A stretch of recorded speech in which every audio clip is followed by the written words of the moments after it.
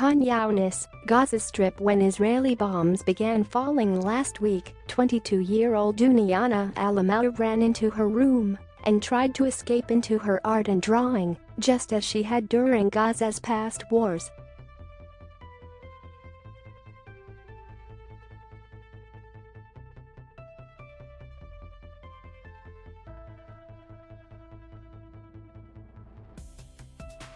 Her drawings, mostly black and white portraits of relatives, some killed in previous rounds of fighting in Gaza, can be seen in the shattered bedroom where she died.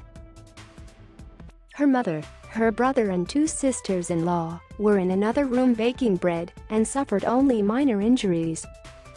Days later, the bread sits out on a wooden tray, a still life from the moment the shell hit.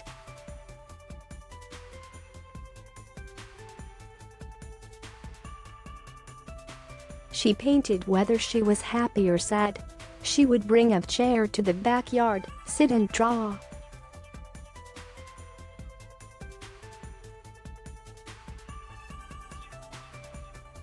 The wars have killed more than 4,000 Palestinians, over half of whom were civilians, according to the United Nations.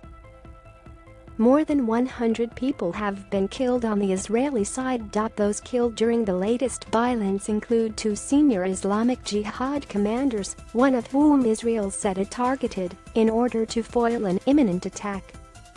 But many civilians also perished, including as many as 16 who might have been killed by rockets misfired by Palestinian militants.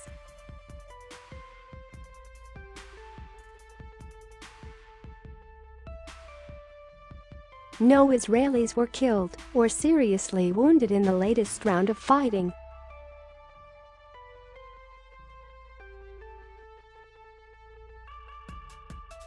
Gaza has also been under a crippling Israeli-Egyptian blockade since the Hamas takeover, which Israel says is needed to keep the militants from rearming.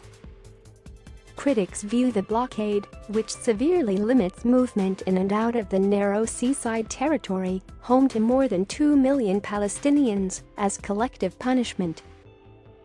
Al-Amour had tried to escape Gaza's tribulations through art.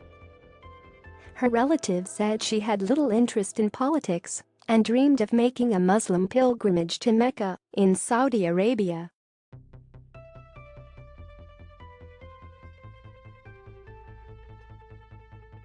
It was also on the front line whenever a new round of fighting broke out. The Israeli military said it precisely attacked legitimate military targets during the latest operation and made every effort to prevent and minimize harm to civilians. It did not immediately comment on the strike near al-Amour's home.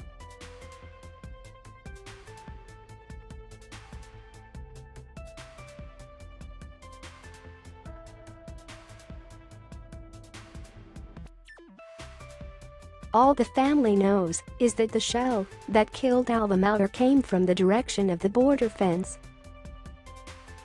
Mohammed al-Amour, Duniana's grieving brother, said that Israel, with its sophisticated surveillance and targeting capabilities, had to have known what it was aiming at.